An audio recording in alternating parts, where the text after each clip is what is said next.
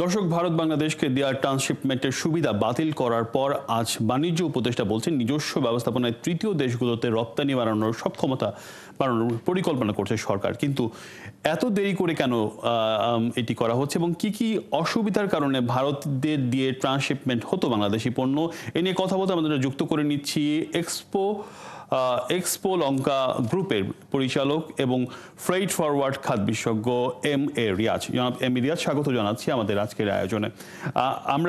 আমরা যেটি দেখলাম যে গতকালকে ভারত এই ট্রান্সশিপমেন্টটি বাতিল করেছে।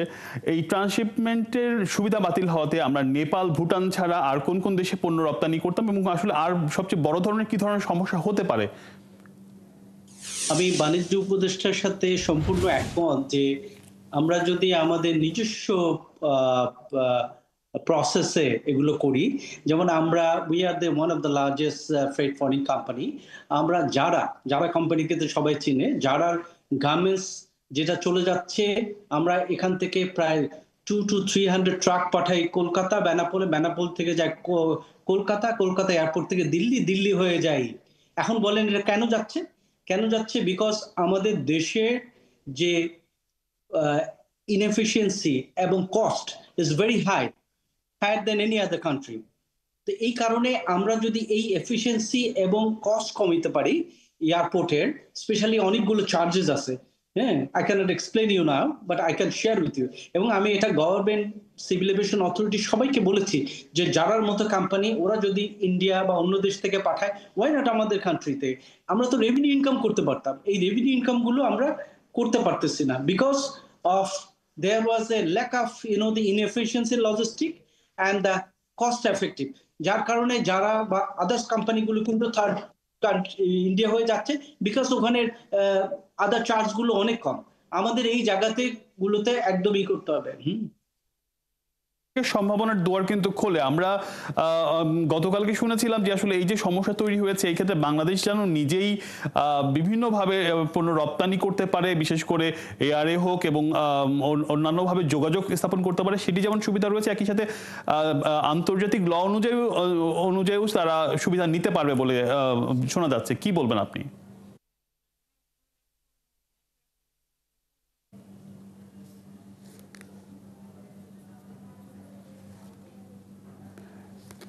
এমএ আজ আমাকে শুনতে পাচ্ছেন?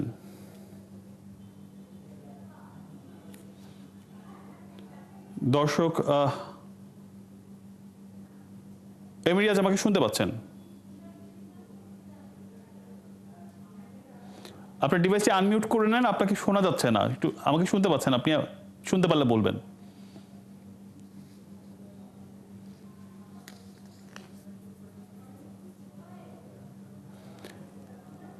আপনি ডিভাইসটি একটু আনমিউট করলে হয়তো শুনতে পাবো। শুনতে পাচ্ছেন আমাকে? জি, আমি শুনতে পাচ্ছি। আমার প্রশ্নটি ছিল আসলে সমস্যা থেকে সম্ভাবনার দুয়ার তৈরি হয়, সেই সম্ভাবনার জায়গাগুলো কি কি? সম্ভাবনার জায়গা প্রথমে তো আমাদের লজিস্টিককে এফিসিয়েন্স করতে হবে।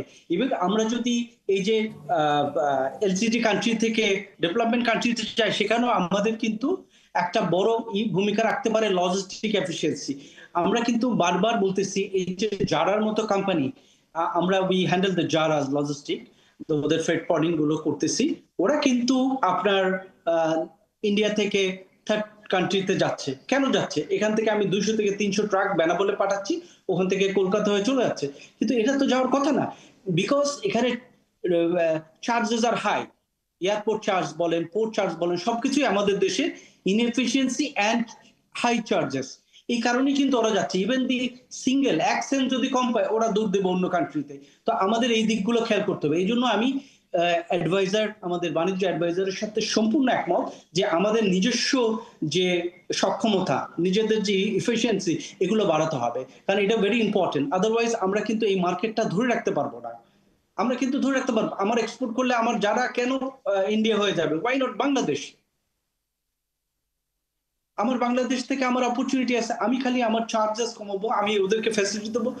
আদারওয়াইজ আমরা কিন্তু এই বেনিফিট গুলো পাবো না, কারণ ওরা কিন্তু নিয়ে যাচ্ছে ইন্ডিয়া।